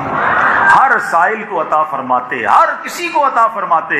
اور میرے آقا تو وہ ہیں جو آج بھی سب کو عطا فرما رہے ہیں. واہ کیا جود و کرم ہے شہ بطحا تیرا، واہ کیا جود و کرم ہے شہ بطحا تیرا، نہیں سنتا ہی نہیں مانگنے والا تیرا. تو نبی پاک کے غلاموں یہ مہینہ سخاوت کا مہینہ ہے، یہ مہینہ خیرات کا مہینہ ہے، یہ مہینہ اللہ کی راہ میں خرچ کرنے کا مہینہ ہے. اس مہینے میں دل کھول کر خرچ کیجئے، اپنے غریب مسلمانوں پر خرچ کیجئے. اپنے گھر میں اتنی زبردست ہم آئٹمیں سحری اور افطاری میں کھاتے ہیں، کچھ غریبوں کا خیال کیجئے، دوسروں کے گھر میں بھی راشن پہنچا دیں. ہماری مسجدوں میں بہت افطار کا سامان آتا ہے. اللہ سلامت رکھے میرے امیر اہل سنت کو، کیا پیارا ذہن دیا آپ نے. فرمایا کسی غریب کو بھی اچھی افطاری کرنی ہوتی ہے، وہ مسجد میں آ جاتا ہے، کچھ نہ کچھ اچھی افطاری کر لیتا ہے. مگر ان کے گھر میں جو عورتیں ہیں، جو بچیاں ہیں، وہ کیا کریں؟ وہ کیسے اچھی افطاری کریں؟ تو کوشش کریں کہ بغیر کسی احسان کو جتائے کچھ مخصوص گھر کر لیں اور ان کے گھر پر کچھ فروٹ، کبھی کچھ افطاری کا سامان بھجوا دو، تاکہ ان کے گھر میں بھی اچھی افطاری ہو جائے. اپنی زکات کا پراپر حساب کیا کریں اور زکات پوری نکالا کریں. ایک بڑی بدقسمتی کی بات یہ ہے کہ آج کل لوگ اپنی زکات بھی پوری نہیں نکالتے. نہیں میرے میٹھے اسلامی بھائیوں، زکات کو بوجھ نہ سمجھو. ہر زکات دینے والا اللہ کا شکر ادا کرے. ارے مال دیتے وقت یہ نہ سوچے کہ یہ مال مجھ سے دور ہو رہا ہے، بلکہ مال دے کر اللہ کا شکر ادا کرے کہ مولا تیری مہربانی، تو نے مجھے دینے والا بنایا، مانگنے والا نہیں بنایا. دے کر احسان نہ جتایا کرو کہ میں غریبوں کی مدد کرتا ہوں، میں مسجد میں افطار کراتا ہوں، میں نے جناب فلاں کے گھر راشن ڈلوا دیا، رمضان میں میں نے فلاں کو زکات دے دی. ارے میں نے کیا کیا؟ اللہ نے دیا تو میں اس قابل بنانا. ہماری کوئی اوقات نہیں ہے. ہر زکات دینے والا، ہر خیرات دینے والا، ہر صدقہ دینے والا جب بھی صدقہ و خیرات دے، ہو سکے تو سجدہ شکر ادا کرے کہ مالک آج جو میرے دروازے پر مانگنے آیا ہے، کل میں بھی کسی کے دروازے پر کھڑا ہو سکتا تھا. سوچو نا، آج آپ سے جو زکات لینے آیا ہے اس نے کیا، آپ نے اس سے زیادہ نیک اعمال کیے ہیں، اللہ نے آپ کو مالدار بنا دیا. ہمارا کوئی کام اس میں کارنامہ نہیں ہے، صرف اللہ کی مہربانی ہے. جو اگر یہ کہتا ہے کہ پیسہ محنت سے آتا ہے، اگر یہ بات سچ ہوتی تو سارے مزدور کروڑپتی ہوتے ہیں. جو یہ کہتا ہے پیسہ عقل سے آتا ہے، ہوشیاری سے آتا ہے، تو تمام اسکولوں کے پروفیسر اور ٹیچر سارے ہی کروڑپتی ہوتے ہیں. ٹیچر ہی رہتا ہے، شاگرد بہت آگے پہنچ جاتا ہے. محنت، ہوشیاری، کسی چیز سے پیسے نہیں ملتے. جسے اللہ چاہتا ہے اسے نوازتا ہے، اور جب یہ نصیب سے دیتا ہے، اللہ کی مہربانی سے ملتا ہے، تو لوگوں کی مدد کرنے میں احسان کیسا؟ اللہ نے دیا تو میں اس قابل بنانا. زکات دیتے ہوئے لوگوں کو تانے دیتے ہیں، جوتے گھسوا دیتے ہیں، کل آنا، پرسوں آنا، بار بار کیوں آتے ہو؟ ارے نہیں دینا تو نہ دو، ذلیل تو نہ کرو نا. اس لیے مالدار رب نے بنایا کہ تم تکبر کرو گے؟ نہیں میرے میٹھے اسلامی بھائی. اور پھر کئی لوگوں کو تو یہ فیل ہوتا ہے، او ہو 10 لاکھ روپے زکات بن رہی ہے میری، 10 لاکھ روپے زکات میں دل بیٹھنے لگ جاتا ہے. اور اللہ کے بندے، رب نے 4 کروڑ دیے تو 10 لاکھ بنی نا.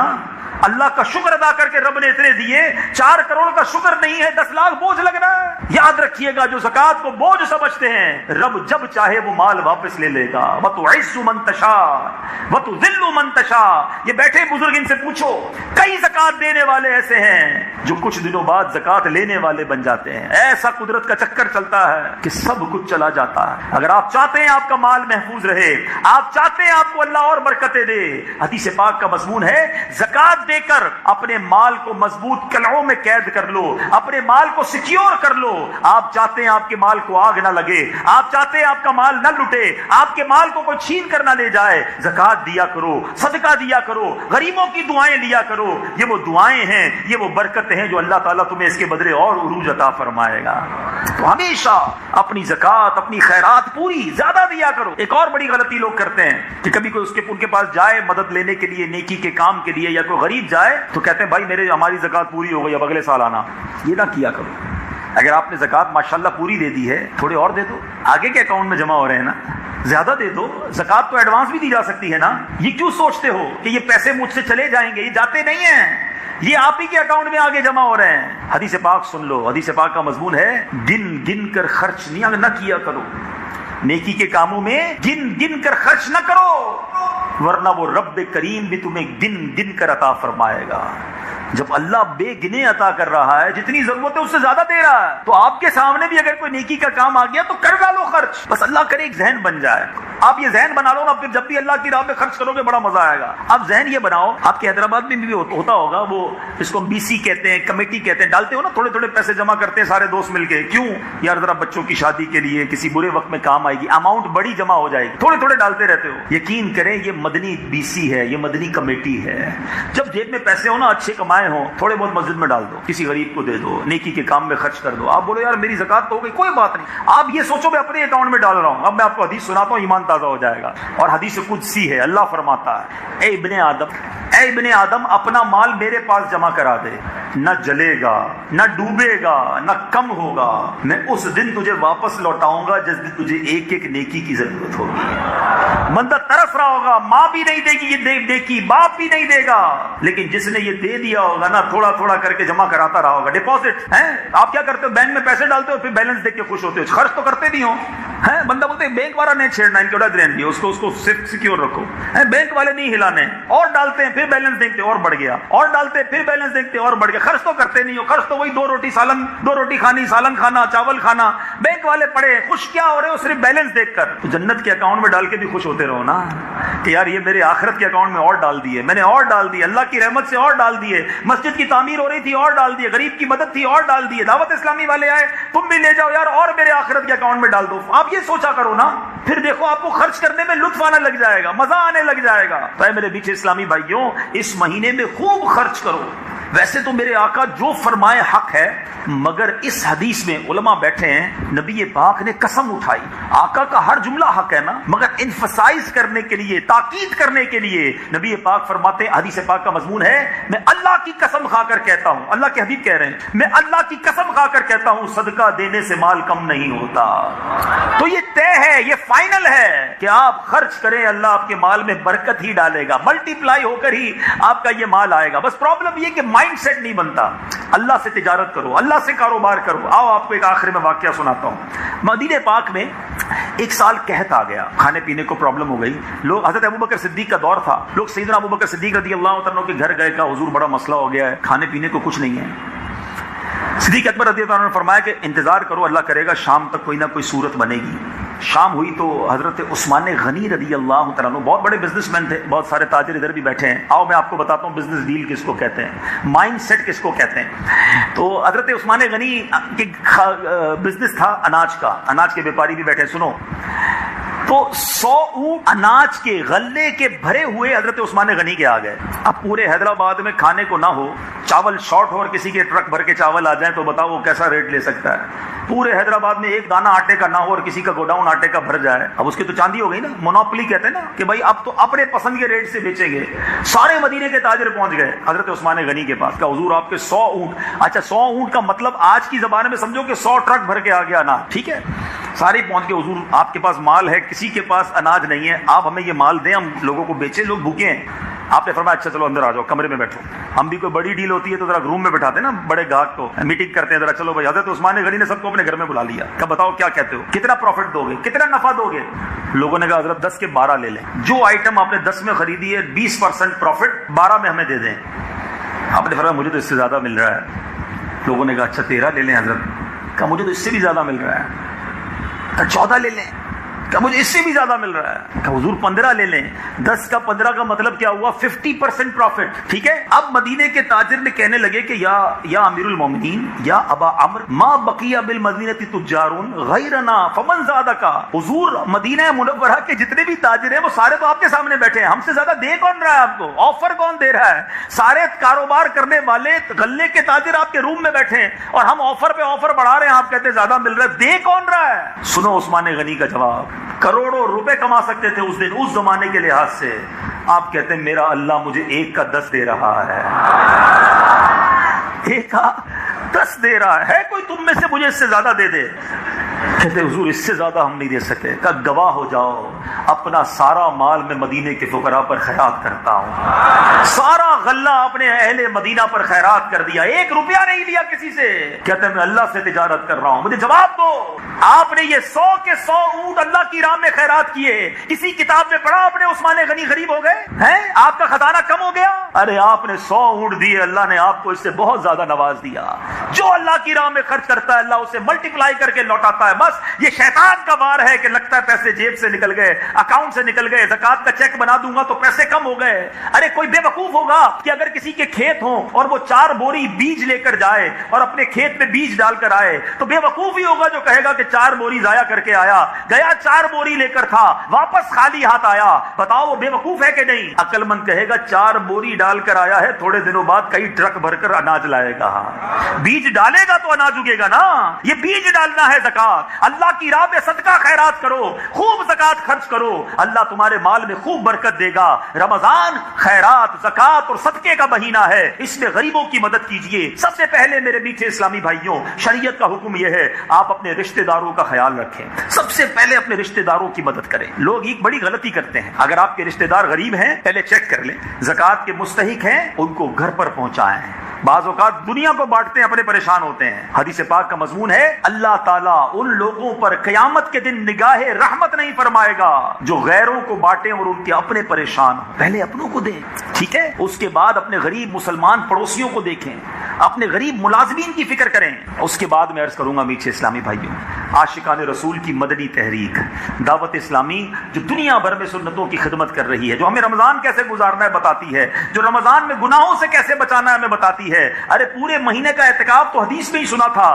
کہ پیارے آقا نے ایک بار زندگی میں پورے مہینے کا اعتکاف کیا, مگر دنیا میں کہیں پورے مہینے کا اعتکاف نہ سنا تھا. اللہ سلامت رکھے امیر اہل سنت کو, کیا فارمولہ لے کر آئے ہیں کہ بندے گناہ سے بچ نہیں پاتے, باہر رہتے ہیں تو گناہوں میں پڑ ہی جاتے ہیں. اگر گناہوں سے بچ کر رمضان گزارنا ہے تو آ جاؤ, پورا مہینہ ہی اعتکاف کر لیتے ہیں. امیر اہل سنت آج اس عمر میں بھی پورے مہینے کا اعتکاف کرتے ہیں اور ہزاروں مریدوں کو بھی اعتکاف کراتے ہیں. امریکہ سے, یورپ سے, کینیڈا سے, افریقہ سے, عرب ممالک سے, نہ جانے کدھر کدھر سے لوگ اس گرم موسم میں پورے مہینے کا اعتکاف کرنے عالمی مدنی مرکز آ رہے ہیں. یہ فیضان نہیں تو کیا ہے, یہ کام نہیں تو کیا ہے. دعوت اسلامی کے کس کس کام کی بات کی جائے, 600 سے زیادہ دارالعلوم ہیں, 2800 سے زیادہ مدرسے ہیں, کل ملا کر 2.25 لاکھ بچے قرآن پاک کی تعلیم حاصل کر رہے ہیں اور درس نظامی کر رہے ہیں. سبحان اللہ, اب تک دعوت اسلامی کے مدرسوں سے 84,000 سے زیادہ حافظ قرآن بن چکے ہیں. 2.25 لاکھ سے زیادہ بچوں نے ناظرہ قرآن ختم کر لیا ہے. سال کی 600 سے زیادہ مسجدیں دعوت اسلامی بنا رہی ہے. اور تو اور آؤ, میں کسی اور جگہ دور نہیں لے جاتا, اسی مہینے کی 22 تاریخ کو, ابھی اس کے 10 دن بھی پورے آج ہوئے ہیں, الحمدللہ جرمنی میں ایک شہر کے اندر دعوت اسلامی نے چرچ خرید کر مسجد کے لیے تعمیر شروع کر دی ہے. چرچ لیا ہے کہ وہاں پر اللہ کو سجدے ہوں گے. یعنی یہ تو روزمرہ کے واقعات ہیں کہ دنیا بھر میں دعوت اسلامی اس طرح مسجدیں بناتی چلی جا رہی ہے. تو اربوں روپے کے, سینکڑوں کروڑوں روپے کے دعوت اسلامی کے اخراجات ہیں اور دنیا بھر میں یہ کام ہو رہا ہے. میں نے پہلے آپ کو یہ کہا کہ خوب زکات دیں, خوب صدقات دیں, پہلے اپنے رشتہ داروں کو دیں, پہلے اپنے ملازمین اور اپنے پڑوسیوں کو دیں, اور اس کے بعد دعوت اسلامی کو ضرور یاد رکھیں. جتنے عاشقان رسول ادھر بیٹھے ہیں, میں آج ایک وعدہ آپ سے چاہتا ہوں, آج ایک نیت آپ سے چاہتا ہوں, جو مجھے سوشل میڈیا پہ سن رہے ہیں ان سے بھی میں چاہتا ہوں کہ ایک نیت کر لیں کہ کم از کم اپنی زکات کا 50% دعوت اسلامی کو ضرور دیں گے انشاءاللہ. ایسے نہیں حیدرآباد والوں. اچھا, ایک کنفیوژن بھی دور کر دیتا ہوں. کچھ لوگ کہتے ہیں یار دعوت اسلامی کو کیا ضرورت ہے, ان کے پاس تو بہت چندہ آتا ہے, دعوت اسلامی کو تو بہت چندہ آتا ہے, ان کو نہ دو کسی اور کو دے دو. چلو آج یہ بھی غلط فہمی دور کر دیتا ہوں. پہلے تو آپ کے سوال کا جواب دے دیتا ہوں. دعوت اسلامی کو یقیناً بہت چندہ آتا ہے. اگر بہت چندہ نہ آتا ہوتا تو دعوت اسلامی چلتی کیسے بھائی؟ آپ کو پہلے آج بتاتا ہوں دعوت اسلامی کا خرچہ کتنا ہے. سبھی کے پاس موبائل فون ہوگا, ذرا اپنا موبائل فون نکال لیں, 1 منٹ کے لیے نکال لیں. ہم ویسے تو اپنے بیان میں موبائل اندر ڈلواتے ہیں, آج نکال لیں, کوئی بات نہیں, چلے نکال لیں. اور موبائل میں کیلکولیٹر ہو تو وہ بھی نکال لیں, کیونکہ زبانی حساب تھوڑا مشکل ہے, اس لیے میں صرف 1 منٹ لوں گا آپ کا. صرف 1 سے 2 منٹ میں اتنی بڑی تحریک دعوت اسلامی کا خرچہ سمجھا دوں گا آپ کو, تاکہ یہ آئندہ کے لیے ذہن سے اتر ہی جائے کہ دعوت اسلامی کو کیا ضرورت ہے. آپ کو پتہ ہے دعوت اسلامی کے اجیر کتنے ہیں, امپلائیز, وہ لوگ جن کو دعوت اسلامی نے تنخواہ دینی ہوتی ہے, کم و بیش 26,000. کتنے, ذرا زور سے بولے, اور اپنے موبائل کے کیلکولیٹر میں لکھیں 26,000. ٹھیک ہے, دعوت اسلامی کی کم سے کم سیلری 15,000 ہے, زیادہ سے زیادہ بہت زیادہ بھی ہے, ظاہر علماء ہیں, مفتیان کرام ہیں, مدنی چینل کے ڈائریکٹرز ہیں, ایوریج اوسط بنا لیتے ہیں ایک اندازہ کرنے کے لیے 20,000 روپے تنخواہ. 26,000 کو ملٹیپلائی کریں 20,000 سے, ضرب کریں 20,000 سے, ذرا دیکھیں آپ کا کیلکولیٹر کیا بتاتا ہے. کیا جواب آیا؟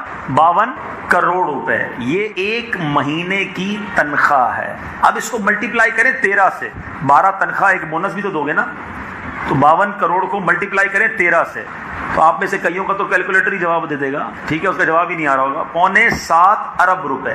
ٹھیک ہے, 676 کا آ رہا ہے لکھا ہوا, یہ 676 کروڑ ہے. ٹھیک ہے, اب اس کو ڈیوائیڈ کریں, ابھی میرا 1 منٹ پورا نہیں ہوا ہے, 1 منٹ ہی پورا کروں گا. ڈیوائیڈ کریں 365 سے, ڈیوائیڈڈ بائی 365. یہ 365 دن ہوتے ہیں نا سال میں. اب کتنا آیا جواب؟ 1,85,00,000 روپے. آپ کیلکولیٹر سے کر رہے ہو, مجھے سب زبانی یاد ہے. ٹھیک ہے, 1,85,00,000 روز کی تنخواہ ہے. کب کی کتنی تنخواہ ہے؟ یہ تقریباً اندازن ہے 1,85,00,000 روزانہ کا دعوت اسلامی کا خرچہ کس چیز کا ہے؟ صرف تنخواہ کا. اس میں مسجدوں کی پلاٹ کی خریداری شامل نہیں ہے. زور سے بولو نا. شامل. مسجدیں 600 سے زیادہ دعوت اسلامی بناتی ہے. ان 600 مسجدوں کی تعمیر کا خرچہ شامل. اس میں 55,000 کے قریب بچے دارالعلوم میں جامعۃ المدینہ میں پڑھتے ہیں, جن میں ہزاروں بچے روزانہ کھانا کھاتے ہیں. اس میں ان سب کا کھانا شامل. دعوت اسلامی کے 2800 سے زیادہ مدرسے ہیں اور 600 سے زیادہ دارالعلوم ہیں. یہ کل ملا کے 3400 ہو گئے. دعوت اسلامی کے فیضان مدینہ ملا لیں, پراپرٹیاں ملائیں تو 5000 کے قریب پراپرٹیاں ہیں. ان 5000 پراپرٹیوں کے الیکٹرک کے بل شامل نہیں ہے. ان 5000 پراپرٹیوں کے پانی کا خرچہ شامل نہیں ہے. اچھا جناب, اور آگے چلتے ہیں. دعوت اسلامی کے 3 چینل چل رہے ہیں. مدنی چینل اردو, بنگلہ دیش, انگریزی میں. یہ 3 چینل 7 سیٹلائٹ کی فیس بھر رہے ہیں. ہزاروں نہیں لاکھوں ڈالر مہینے کی اس کی فیس ہے. وہ فیس اس خرچے میں شامل نہیں ہے. اب بتاؤ خرچہ کتنا ہے دعوت اسلامی کا؟ صرف تنخواہ میں نے آپ کو بتایا. آج کا دن کیا تاریخ تھی؟ 2 مئی. ہم نے گزار دیا, رات کو آ کے اجتماع میں بیٹھ گئے. آج بھی دعوت اسلامی کے 1,85,00,000 خرچ ہو چکے ہیں. آپ کہتے ہیں دعوت اسلامی کو ضرورت کیا ہے؟ دعوت اسلامی کے کام سوچو کتنے ہیں. کئی لوگوں کو پتہ ہی نہیں ہے کام کتنے ہیں. میں آپ کو ایک اور کام بتاؤں جو دعوت اسلامی کرنے جا رہی ہے, اور آپ سب چاہتے ہیں وہ کام ہونا چاہیے. دعوت اسلامی کے بہت سارے کام کرنے والے نہیں تھے, مجبوراً کرنے پڑے. کوئی اور نہیں کرتا, دعوت اسلامی کو کرنا پڑا. ہمارا کام تھوڑی تھا چینل کھولنا. جب کسی نے نہیں کھولا, چینل کے ذریعے بے حیائی, بری باتیں سکھائی جانے لگی, علماء سے فتویٰ لیا. ہم تو کیمرے سے دور بھاگنے والے لوگ تھے, مگر کیوں چینل بنانا پڑا کہ گھر سے ٹی وی نہیں نکال سکتے. اب ٹی وی کے ذریعے ان کے اندر عشق رسول پہنچانا ہے, ٹی وی کے ذریعے تربیت کرنی ہے, تو چلو مدنی چینل ہی کھول لیتے ہیں. دنیا میں بتاؤ ایسا چینل کوئی آیا تھا جس کو دیکھ کر لوگ کلمہ پڑھ کر مسلمان ہو جاتے ہوں؟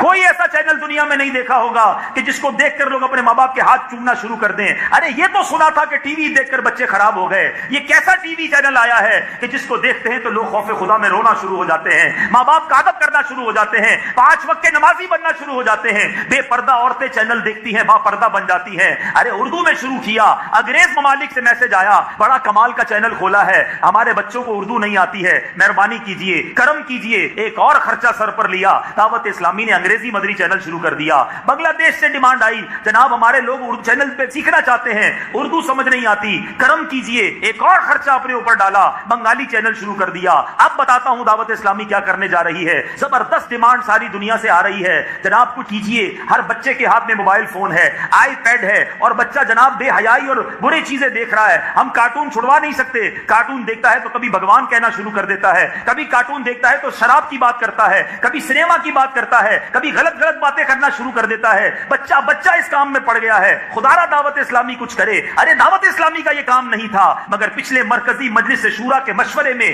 یہ طے کر لیا گیا, آنے والی نسلوں کو اس بے حیائی سے بچانا ہے. تو دعوت اسلامی ان قریب بچوں کا الگ مدنی چینل کڈ شروع کرنے جا رہی ہے. سبحان اللہ, تو بڑے زور سے بولا آپ نے, ایک بار اور بولو سبحان اللہ. لیکن یہ فری میں نہیں چلے گا نا, اس کے لیے الگ کروڑوں روپے چاہیے ہیں. اب انشاءاللہ وہ دن آئے گا کہ بچہ کارٹون دیکھے گا, اور کارٹون میں جون اسے سنیما میں لے کے نہیں جائے گا, غلام رسول اسے مسجد میں لے کر جائے گا. وہ دیکھے گا کہ غلام رسول کے ماں باپ آتے تو کھڑے ہو کے ماں باپ کا ہاتھ چومنا ہے. بچہ کارٹون بند کرے گا اور اپنے ماں باپ کے ہاتھ چومنا شروع کر دے گا. مگر یہ سب کام کرنے ہیں دعوت اسلامی کو, اور آپ کہتے ہیں دعوت اسلامی کو چندہ کیوں دیں, تھوڑا سا دے دو بس, ٹھیک ہے ان کو بیچاروں کو. نہیں, زیادہ دے دعوت اسلامی کو, تاکہ یہ اور پیغام آگے بڑھے اور دین کا پیغام اور آگے بڑھے. ارے کہیں اور کی بات چھوڑو, سندھ میں رہتے ہو آپ لوگ یار, آپ چلو تو صحیح سندھ اندر, ذرا جاؤ انٹیریئر سندھ. کتنی جہالت ہے, نہ کسی کو نماز پڑھنے آتی ہے, نہ کسی کو قرآن پڑھنا آتا ہے. کیا حیدرآباد میں تھوڑا سا دعوت اسلامی کا کام ہو گیا آپ خوش ہو گئے؟ میں نہیں کہتا حیدرآباد والوں میں جرمنی میں مرکز بنا کے دو, میں نہیں کہتا میں افریقہ میں مساجد بنا کے دو, کم از کم اپنے سندھ کی فکر کر لو. ابھی کتنی جگہ خالی ہے, پوچھو ایاز بھائی سے, یہاں کے نگرانوں سے بیٹھ کر پوچھو. کبھی یہ کہتے میں تھر میں مرکز بنانا ہے, وہاں لوگوں کو نماز سکھانی ہے, ادھر لوگوں تک دین پہنچانا ہے. آپ نہیں پہنچاؤ گے تو ہمارے وطن کے اندر لا دینی قوتیں کام کر رہی ہیں, جو پیسہ خرچ کر کے لوگوں کا ایمان برباد کر رہی ہیں. اگر واقعی نبی پاک کے پرچم کو بلند کرنا ہے تو دعوت اسلامی کا ساتھ دینا ہوگا. دوبارہ اپنی بات پر آتا ہوں, ہم یہ نہیں کہتے سارے پیسے ہم کو دے دو, اپنی مسجد کو بھی, اپنے علاقے کی مسجد کو بھی دینا. اگر وہ عاشقان رسول کا مدرسہ ہے ان کو بھی مدد کرو, اپنے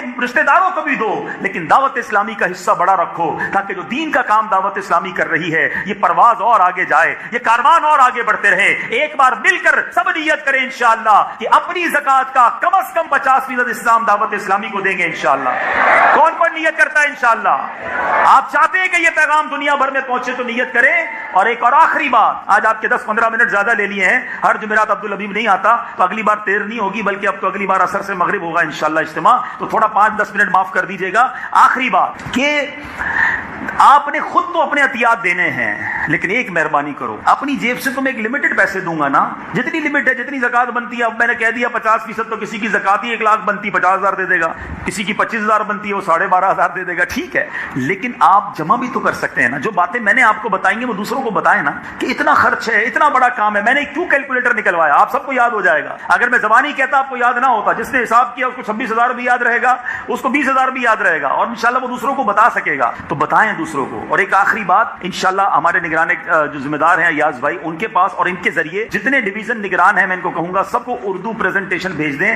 بلکہ حیدرآباد میں بہت سارے میمن رہتے ہیں, آپ کو ایک خوشخبری دے دوں, ہم نے دعوت اسلامی کی پریزنٹیشن جو ہے, دعوت اسلامی کے شعبہ جات کا تعارف میمنی زبان میں بھی ریکارڈ کر لیا ہے.